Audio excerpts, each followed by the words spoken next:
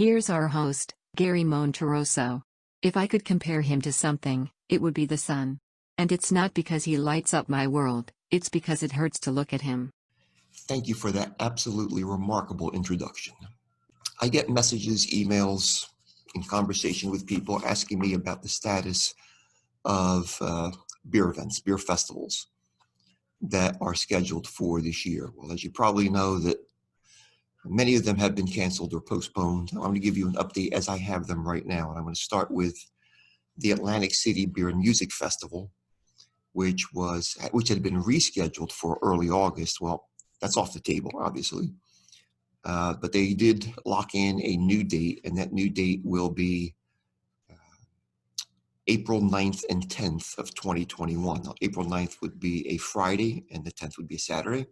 So the April 9th event will be from 8 p.m. to midnight, and on the 10th, the Saturday, 2 sessions. First session from noon to 4 p.m., and the second one from 6 to 10 p.m. So they're maintaining 3 tasting sessions.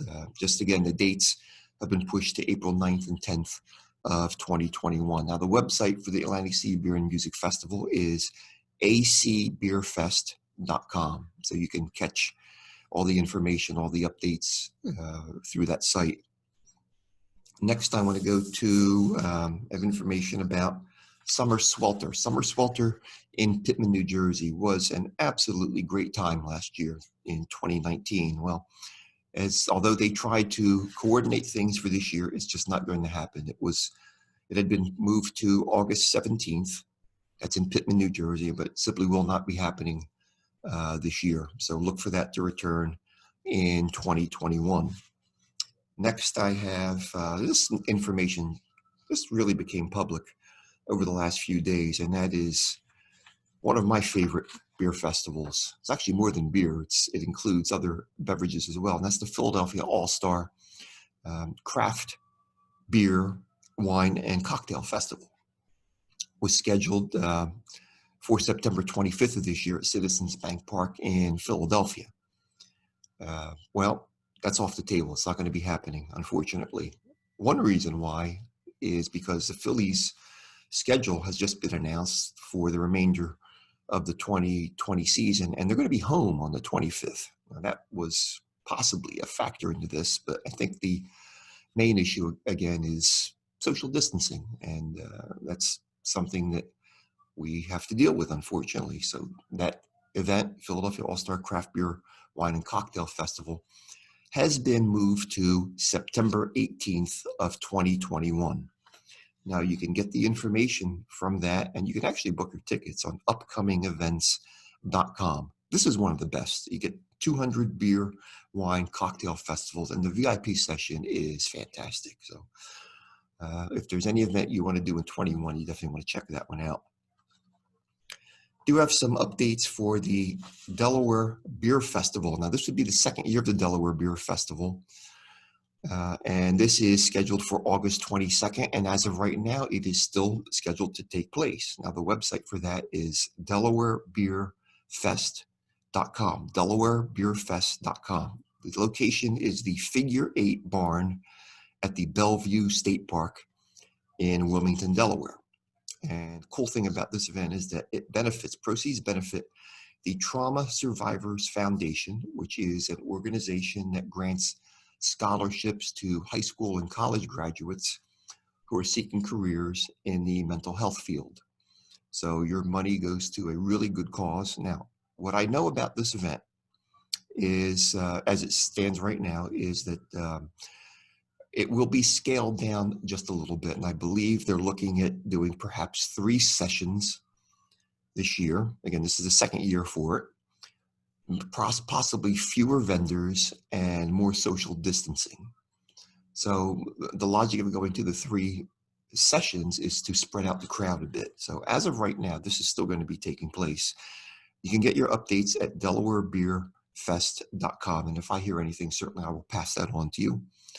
And finally, we have the New Jersey Brewers Association. Yeah, they do an annual festival on the Battleship, New Jersey in Camden. And the 2020 Festival, which was scheduled for June 20th. Obviously, that did not occur, has been moved to Saturday, November 20th from 1 to 5 p.m. Now, the website for that is njbeer.org. So that is still scheduled. It's still in the books. And maybe by November, things will hopefully be getting a bit better and we'll be able to still do that event. And that's a cool event because this is strictly New Jersey and you get to try some of the great beers coming out of the breweries from the Garden State through the New Jersey Brewers Association. So that is the latest of what we have concerning beer and beverage related festivals for the Delaware Valley. I hardly recommend that you stay up to date by looking at websites and also social media. And, keep in mind that any events that are scheduled, that are still scheduled to take place in 2020 could in fact be canceled. We know that. Be prepared for that. And if you're thinking of buying tickets, just be aware that it could take you a while to get your funds sent back to you. So just have to see what happens with that. And we have to be cautiously optimistic that events will take place, but certainly the health of you, the patron, and also the vendors has to be paramount. So that's the latest we have. Keep watching what's on tap and keep checking social media and websites for the latest. Thanks.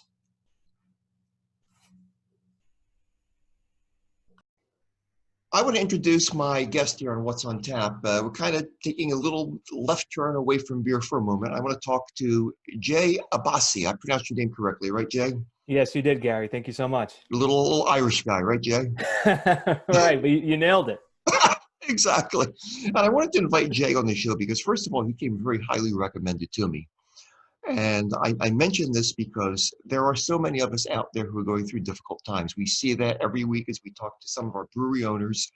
Are they going to be able to sustain themselves through an elongated closure, if you will? But it's affected everyone. It really has. I'm basically retired. I do this show, as you guys know, teach a little bit at college, do a little bit of TV on PBS. So it's an easier transition for me, but there's uncertainty about one's job. I have a brother-in-law who just went back to work after a hiatus of several weeks. There was doubt as to how that would turn out for him. So between that and also health issues, people need comforting. What can people do to maintain a degree of sanity, positivity in life, and get back on a normal keel as long as we're dealing with this? So I wanted to invite Jay on for this. Jay, you are a mindfulness consultant. Now that's a sentence right there in itself. What does that mean? What do you do? Sure, happy to explain, Gary. So what I do is I provide online training for individuals or for companies that are struggling with stress, with burnout, with lack of motivation. And of course, during this time, a lot of that is happening, right? There's a lot of concern out there. And so what I do is I provide training on the understanding and the application of mindfulness to our day-to-day. And that word has a lot of different meanings to different people, but it's simply just being able to manage through emotion and stay focused on the present moment so we can be more resilient. This is good stuff because this applies whether there's a pandemic or not. This is something that one can take to the bank 12 months a year. Absolutely. Yeah. I mean, I, was doing this, building this platform and everything that I'm doing before COVID, and then COVID hit and I realized, oh, wow, this is something that people really need now more than ever, but will continue to support them even after this goes away. Now, you personally had to take, I guess, on-site seminars, if you will, training to online. Is that correct? So my initial plan was always to make this online because I understand the nature of how things are going and we're moving online. So from the start, it was an online platform, Zoom. Mm-hmm. However, there may be opportunities down the road to do some in-person work as well. Mm-hmm. Okay. And you've worked with, from what I understand, you've worked with several companies, have you not? Sure. So my background in the world of training is with Tesla and Solar City before that.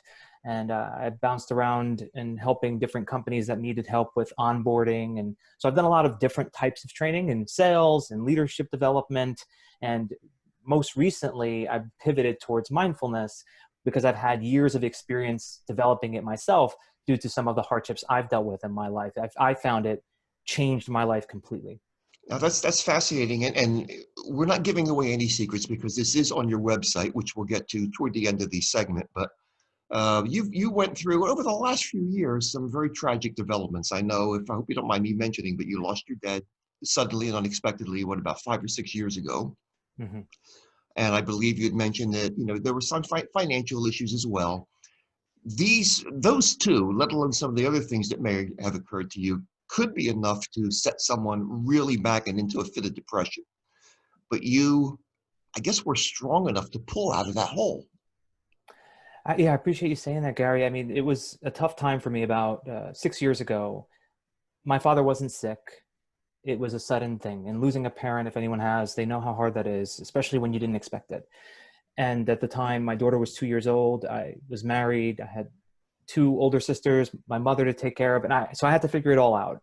In front of them, I needed to be the man of the family, right? And stay strong. But Mm. internally, I was going through a lot because at the same time, I was going through financial ruin. I didn't love the work that I was doing at the time. And my marriage wasn't doing so well either. So was a seeker, Gary. I went out and I looked for any way to manage through this and bounce back. And I found this practice called mindfulness. And what it basically helped me to do is to look at myself objectively, to notice how I think, how I feel, my beliefs, and to do so without real judgment, just seeing how things are operating inside, right? And when I could see that, when I could observe that, I can make actual change on the outside, right? I realize that I can get through things. I can not feel so attached to the feelings and then be able to even find success professionally, because that's really what led to a great deal of success in my professional life as well. So yes, it helped me, of course, manage through the difficult times emotionally, but I also would say it provided a platform for me to excel professionally. So the concept of mindfulness is not something you originated; it came from elsewhere. Correct. So it's something that has come from the psychological community really brought it in through a person named John Kabat-Zinn, who brought these Eastern ideas to the Western civilization, the Western world, and made it really secular and applicable to the daily lives we all live in. And so it's simply focusing on the present moment, what we're dealing with right here and right now, without judgment, and being able to observe it. And what ends up happening, what is the faculties we develop, is ability to manage through any type of adversity. We're feeling stress, right? We're feeling anger. Rather than feeling like we are so closely attached to that anger and we can't control it, what the practice will do and what the understanding of it will do is allow us a little bit of separation, space, right? And that space is what gives us the ability to respond rather than react. Because you know how it is, Gary, life is a bunch of experiences. It's not about the experiences, it's about how we respond to it.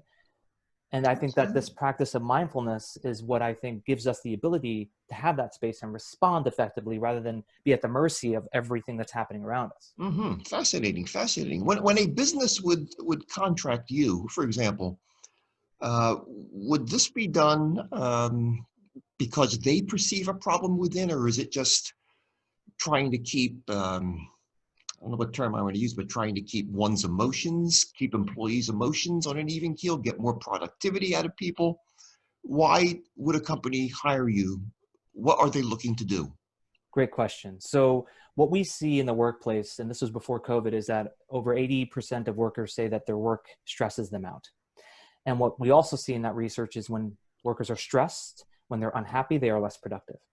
We see a huge drop in productivity in cultures that are stressed. Mm-hmm. So companies are starting to infuse these kind of trainings into their onboarding, into their ongoing training to reduce, or I should say better manage stress and the fast-paced, ever-changing work environment. So there's definitely ROI. And there are many studies that, a lot of research that has proven the effectiveness of things like mindfulness training. We've seen it with Aetna, with Google, with General Mills, and many others, where they implemented something like this and saw significant results. So oftentimes companies do it for that reason, but also I think there are to improve the culture of an organization is also another reason why, as a benefit for the employees, for their well-being. Fascinating stuff. Absolutely. And again, you said this is or was and is an Eastern culture, basically an Eastern development that has transitioned to the Western world.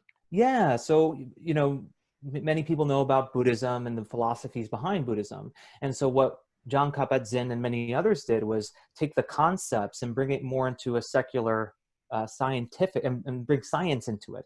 And what we're finding is fascinating in that the scientific world and the neuroscience behind this is now really backing the claim. So in other words, what we're finding is brain activity actually changing when people are really practicing these implementing these practices. So things like mindfulness meditation or mindful walking or being mindful, more mindful throughout the day, journaling, other activities that bring us into the present moment will actually have a physical change to the brain. We see Wow. difference in the pathways from the prefrontal cortex and the amygdala and the hippocampus and the insula. Many areas of the brain change. And of course, these are improving faculties for us to be able to be more empathetic, be more focused, and be less at the mercy of our emotions. Beautiful stuff. I find personally, I have to relate my experiences, that the ability to get outdoors, even if it's just to go for a walk or a little jog or even to a store for a few minutes and being around other people and just interacting to the extent that we can, is a positive experience for me. I think I mentioned to you before we started recording here that I have a tendency, maybe because I've been a teacher for so long, I have a tendency to talk to anyone. Total strangers probably think I'm whacked out, and maybe I am sometimes, but I enjoy talking to strangers. And sometimes what I'll do is, for no apparent reason, I'll compliment them. Oh, you look nice today, or how's your health? Feeling well? You stay healthy, blah, blah, blah. And it brings me up also. So I think Yes. in my case, what I've done was to look for any positive experience that I can to make me feel better. And if I can relate that to someone else, maybe bring a smile to someone else's face, I find that enjoyable. Absolutely. That's the kindness that you're giving to another person. Of course, you're making their day, you're bringing them joy, but you're also lighting up the areas of your brain, right, for compassion and kindness, which make you feel better about you. And then being outdoors, something you mentioned, I try to make it a daily practice to be outside and go for a walk, leave my phone in the house, because that thing can be a nightmare, right? With all the news feeds and all the social media and everything that comes in, leave that thing away for a little bit. Going outside, enjoying nature is just another great thing that you can do to take a break from all the madness and just be present, be in a state where you are not at the mercy of the phone, bringing your attention away into something negative. And for someone then who, let's say someone has lost his or her job, be it a furlough, a temporary loss, or permanent, um, certainly there are options. This is a great one. In some cases, people may need to seek a professional in terms of medication if they're extremely depressed. But it seems to me the idea that you're promoting, the idea that we're talking about, is to try to separate, maybe I'm wrong, separate the negativism that's out there, try to divorce yourself from that, maybe not blame yourself when something goes wrong.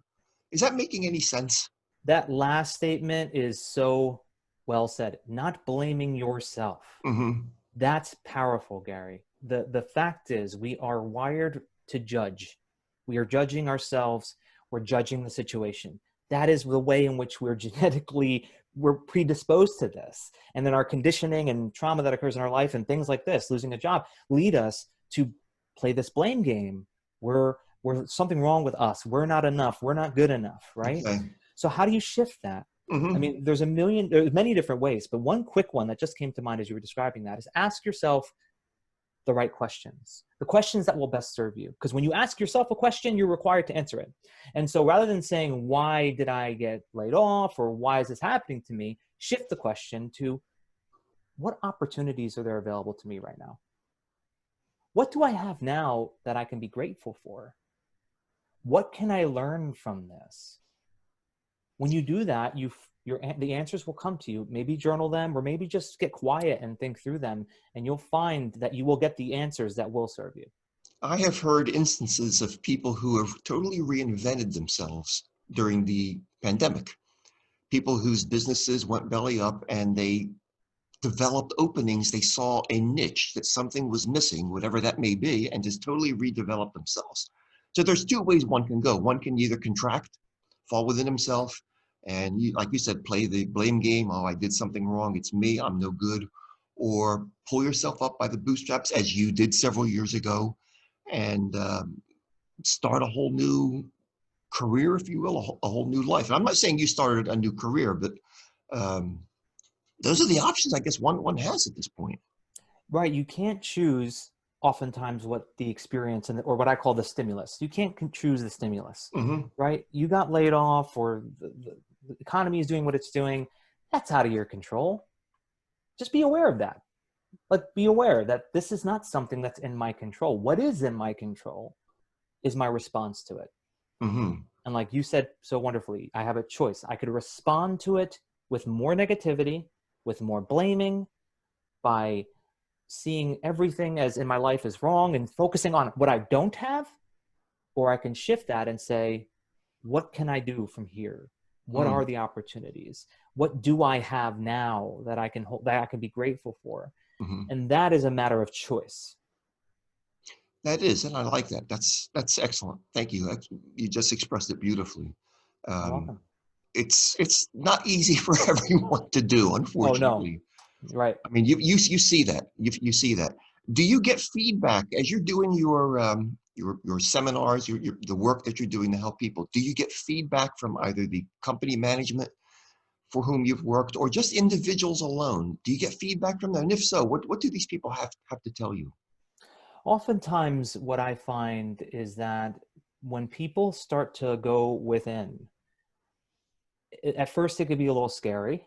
Because I teach people to actually sit down and meditate, right? Sit quietly and observe one's thoughts.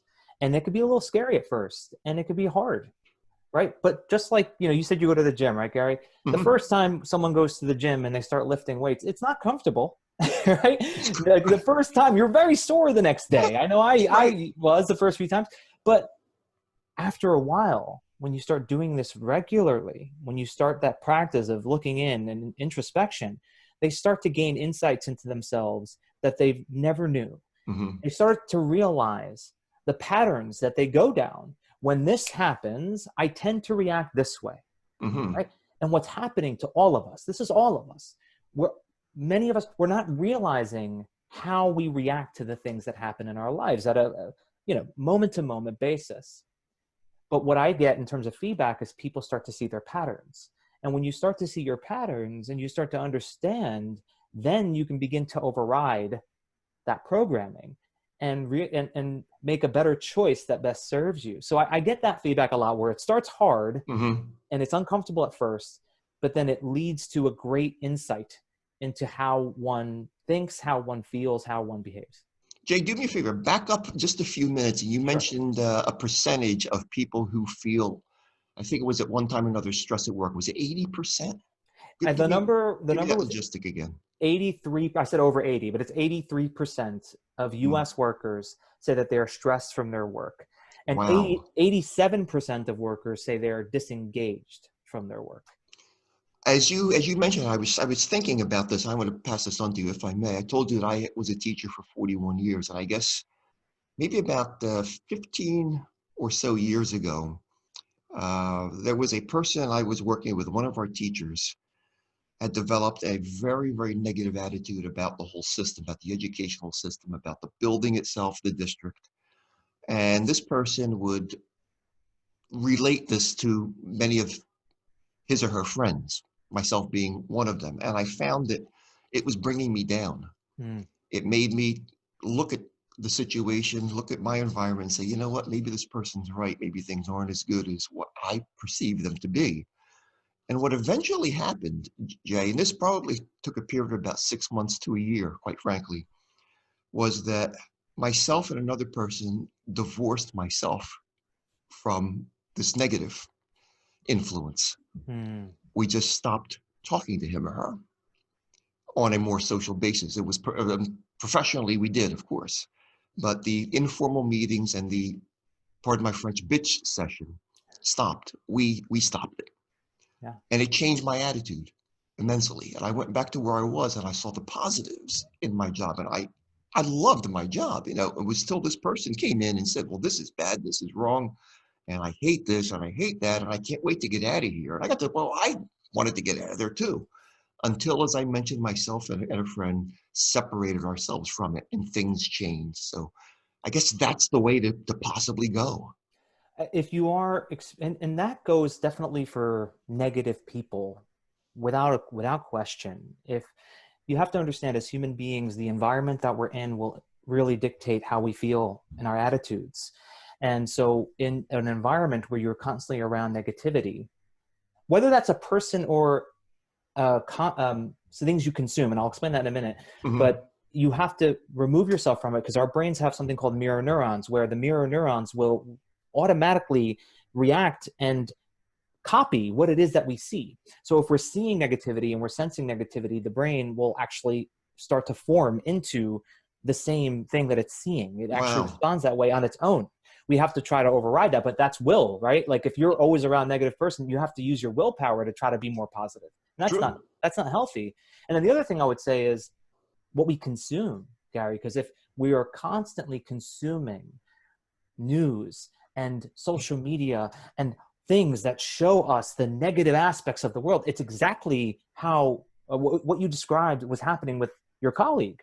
We're just doing it to ourselves by reading the things on our phones and seeing the internet and all these horrible things going on in the world. That's also impacting our mindset and our attitude. So we have to be careful that we're not, it's okay to be informed. We Mhm. watch the news, we stay informed, but be careful that you're not consuming too much negativity to where it's impacting your well-being. Jay, that is spot on. And I've had to do that as well. I get the bulk of my news online, quite frankly. We'll be sitting there maybe at night watching the evening news, and I'll say, well, I read that online 6 hours ago, so I know all about this particular story. But in a sense, I've had to limit Yeah. what I'm reading online because you go to whatever source or sources one may use to catch up with the day's activities. Here in New Jersey, for example, maybe NJ.com or maybe going to CNN or whatever. The point is, I've had to limit myself because there's so much bad out there. And what I did to counterbalance it, you may laugh at this, is before I go to bed at night, I'll be sure I'm watching something that's light on television or online, either a comedy or maybe a music video or something to that respect that will kind of make me laugh and smile and put me in a good frame of mind for when I'm about to sleep. I found that I was getting some really bad dreams for a while based on what I was watching on TV or online. So I had to make that again, that conscious decision to change my habits. Yes, I've experienced exactly what you did, which is when I allowed myself to watch something negative at the end of the night, how it impacts my sleep and how I feel when I wake up, right? There And you go. Yeah, right, it carries on to when you wake up in the morning. exactly. So Absolutely. my practice is I'll read a little bit of a book, even if it's just 5 minutes, 5 minutes of reading. So I'm not looking at a screen. I read it and then I let myself go to sleep. And I have a much better sleep and I wake up feeling much better. Makes perfect sense. Jay, how can people contact you? I know you have your website. I want you to give the website out to the public here. Sure. It's jabbasi.me. And we have to And mention that's Jay, that's your first name, Jay, and it's ABBASI.me.